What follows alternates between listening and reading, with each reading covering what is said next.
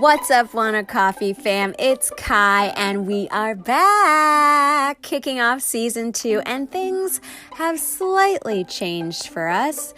We will have weekly contributions from strangers all over the world discussing various topics chosen by yours truly. And this is the first time these contributors have spoken to one another, so you are in for a real treat.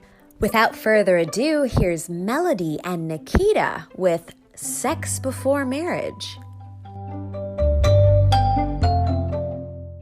Our topic is sex before marriage, if I'm correct. I don't know if I have I think I can, and these are just my thoughts. Sex before marriage is kind of uh, I don't want to say a taboo, or it's just something that you either are for or you're just not. It's not your thing. But I think that it's a very interesting idea, and I think I can understand why people would do it. I can understand why people may not, but I can also kind of get an idea of why people, I guess, would wait. Mm-hmm. Yeah, you can understand both sides. Yeah. For me, I think I was one of those. I remember in college, that was kind of everybody was, doing their thing because it was college. I was in college. Yeah. But I just remember I had I guess, my own notions of um, choosing to, I guess, wait for marriage or whatever. I think I always thought in my mind I would wait for my husband and all of these things. I didn't grow up I grew up in a very, I had a religious background in terms of my grandmother and things like that. But it really wasn't, I guess, forced on me to wait and do this and that. It was just kind of just be careful. So I think I made the choice to kind of wait in my mind, but it kind of didn't happen that way. I think it was Yeah. the idea of Yeah. of it, and then the reality is a completely different thing. And then you're just like, at this point, I would have been still waiting a lot, many years later. So, yeah, but I remember having friends that I was in school with, and it was all about waiting and that, this thing and another. But then you come across people later and they're like, yeah, me and my boyfriend were living together. And I'm like, oh, I thought you were going to be one of those that's going to wait till I, I don't know how that's going to work. So it's very interesting, you know, just how people kind of gravitate either to or from that. So hmm Yeah, it's not, I think it's not always a rule there. And also, the way of seeing marriage has changed over the time, I would say. In Now we live in another society, and depending also on the country, some countries are very conservative and some others are not. Um, yeah, and also depends of the person, how the person see marriage, if it's something that they would like to do or not, and I think depends a lot. It's a kind of thing that culture have to do a lot. Culture, religion, experiences as well. Um, so I think it's a lot to think about regarding the background of the person, don't you think? I think so. Like in the United States, I think we are very driven with this perception. I don't know, in the like 1950s and 60s, they used to show, they always showed that under marriage. And even then, even like when you watch it, the Brady Bunch in the early years, they were in these twin beds.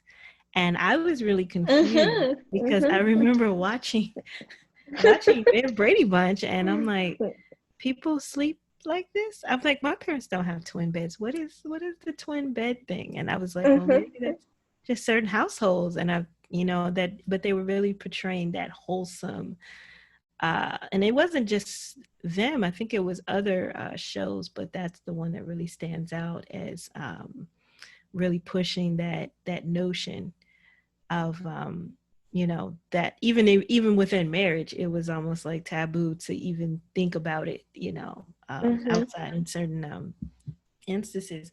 And so really, pushing that religious, I think for this culture, it's really backed by religion, waiting and saving yourself. But I remember in college, there was this guy that was, I think he was interested in me, but he wanted to be a pastor, and he was talking about how he was celibate, and every conversation seemed to come to that. And he was like, no, I've been celibate for 3 years. And I'm like, okay, that's all right. That's good. I Wow. mean, this is, our conversations weren't really going anywhere, but he was really adamant. And then we kind of lost touch, and he like resurfaced like 6 months later, and he's like, I have something to tell you. And I'm thinking, oh my gosh, maybe he was sick. Did he have cancer? Like, he was very like solemn, and he's like, I'm engaged. And I'm like, Oh, okay. How oh long my have you God. been engaged? He was like, 3 months. I was, no, he said 2 months. And I was like, okay, well, how long have you known her? He was like 3. And she was like 18, and she's fresh out of high school, and he was engaged, and he got married so quickly. And I was just like, are you getting married because you found the love of your life? Or are you getting married because you took this vow of, you know, like celibacy or whatever, and you just couldn't, um, I don't know. I just feel like what was really driving uh, that. I'm trying to turn off all my audio stuff on my computer. That's the downside. I don't know if you can hear it, but the audio is in my ear. Oh, Can you hear it? yes, I can. Yes, yes, yes. Okay, of course. Oh gosh, but yeah. So just trying to make sure cut everything off. But yeah, so it seemed to be really, he seemed to be really big on those types of things. And I felt like he got married to her because of that. But maybe they're still happily married. Who knows? Maybe he became the pastor. But it just seemed like that drive. I was like, I think if you're going to do things, make sure you're doing it for the right reasons, and not because you seem like that's you're saying to yourself that's the right thing to do. If you really wholeheartedly believe in it, then that's something completely different. How is it in where you are? Has that ever been kind of something that's been driven through like religion or culture? Yeah, absolutely. Absolutely. Over the time, um, the thought and the main belief about the family changed a lot. So my grandparents, um, when we spoke, they always said how important was the marriage for them. So they met very, very young, and they stayed together until the end. So it was very important. And before was a big no to just live together and build a family or have kids, and not being married was something not really good. All the neighborhood and the society in general wasn't that good for all of them. And that was in my grandparents' time. And in my parents' time was a little bit a mixed. Was kind of a lot of divorced and Also for free families, or just with kids but not really married. And yeah, it was a mix, and now it's still a mixed, I think. um but depends a lot as well. Depends, for example, some religions allowed and some others no. Yeah, it's a big difference. I can see the difference in between my grandpa parents' generation and now. It's a huge difference. And also regarding, for example, the law, if you're married, um, you have more rules to follow, and you do have more responsibilities with your wife or husband.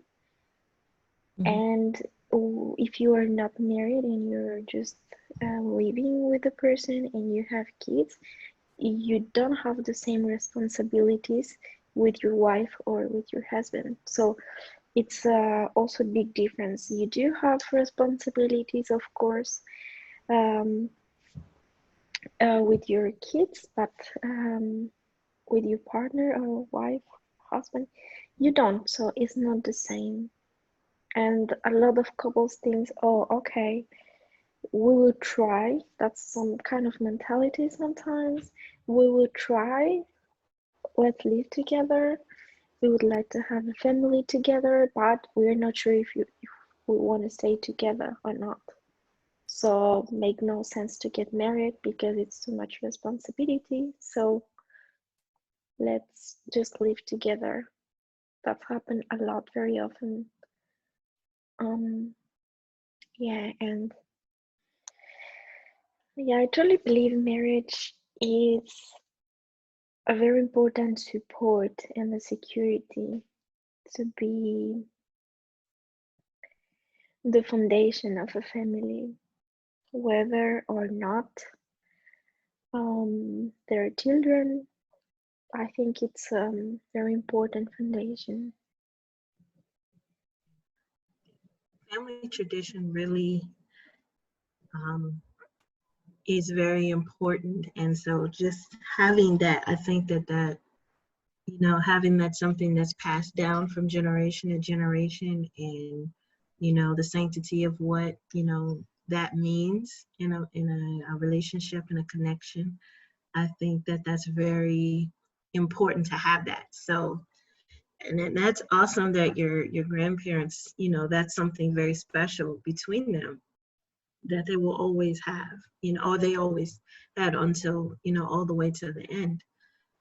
So I definitely can understand that familial or that tradition or understanding of the sanctity of marriage. And so I also see, so I see both, I see sides. I can see why some people choose not to wait, um, just because of maybe they are not sure about their connections. Some people wait for, I guess, reasons because like whoever they're dating, or they're not sure if this is the person that they want to spend forever with. And so it can be a challenge, navigating that world, because it's another element to it. Hmm. Absolutely. Yeah, it's it's challenging as well because a marriage is not something easy to do. I absolutely believe that it's a company you're building. It's something that you really need to give your 100% and even more to understand the other person. And yeah, both sides I can understand as well. And I also think it's important to try with the person. In before, in my grandparents' time, was something important. I remember my grandfather told me once. He said, with Melody before, um, in marriage, you really needed to be into the person and not just think, oh, if it's not working, it's fine. It's a lot of people in this world, so it wasn't so easy to leave and try again with another new person. They keep it trying again and again and really try to fix the can be problems or whatever was the issue. So I think that's something important that now it's very easy to to broke up or to say, oh, okay, it's not working. We will just try with a new person or let's have a long break and let's see what happens. I think before was a little bit more conscious for the families. And it's definitely something that you really have to, like you said, or your grandfather said, really make sure you're into that person, because that is it's a forever commitment. I mean, when you take that particular vow seriously and you go in with the intention that it's going to be forever, and really understanding who that person is, like you all said, is key, because and then people change and evolve, and there's just so many layers to Yeah. it's layers. Like, this is a hard topic to talk about, because it's just like it can that's one of those things that can go left depending on how people, and I guess being on the same page is important with your partner. Because if you feel like, oh, let's wait, and he's like, well, how long are we waiting? Then it's obviously there's a disconnect there. So kind of realizing and understanding that early is important. I think communication is really key, because if your values or what you put values aren't aligned, then it's gonna kind of be problematic down the line. And I think that's with anything. There's, they say opposites attract, and there's differences, but you have to make sure there are differences that you can still live with or, work around. Exactly. I'm with you.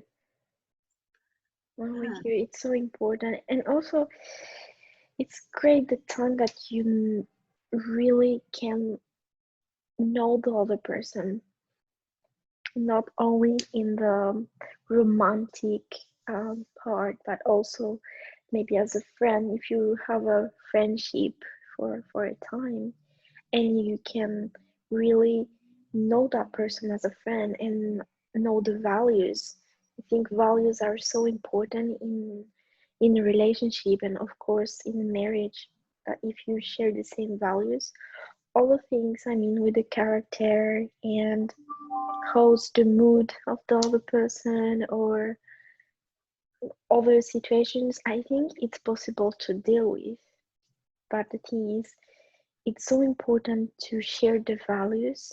If you have the same values regarding, for example, respect or others, then it's possible to go ahead and think about have a serious relationship and also about marriage. But if they don't have the same values, that I think it's a very important base, then it's a little bit challenging, because after a certain time, um,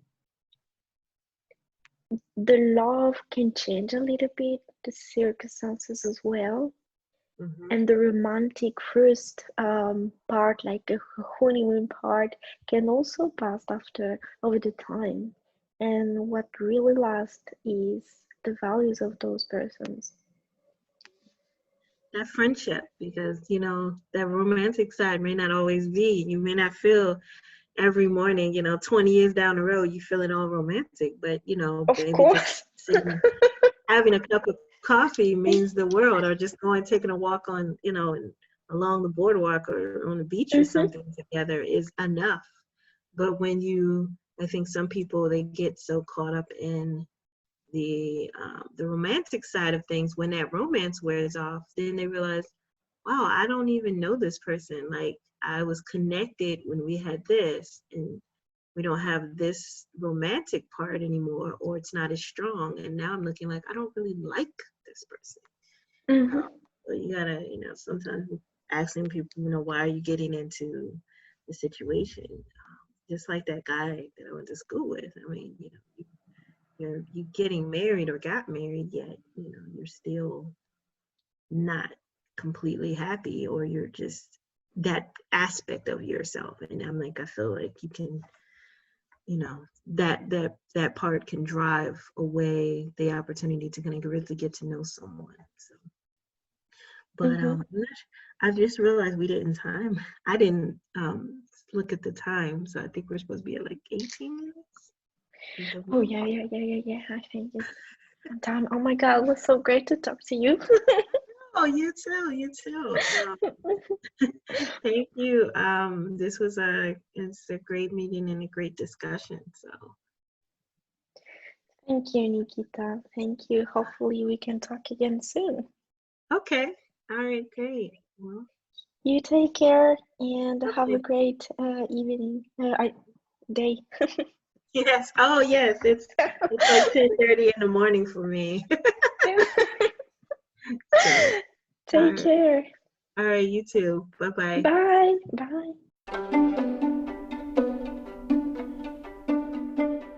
Yikes, this is definitely a touchy topic for many people, and you guys did an incredible job of navigating your way around that. Thank you so much.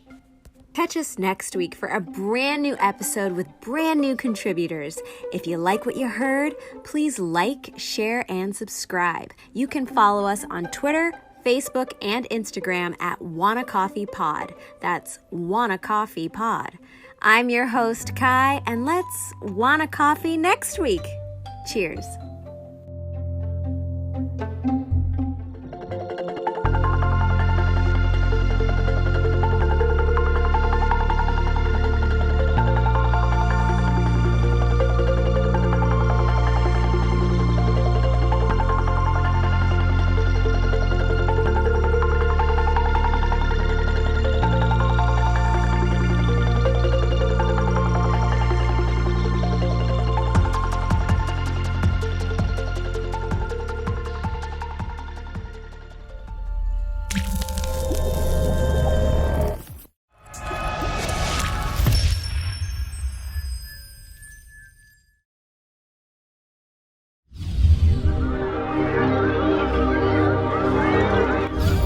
Oh my God, orange is not my new black.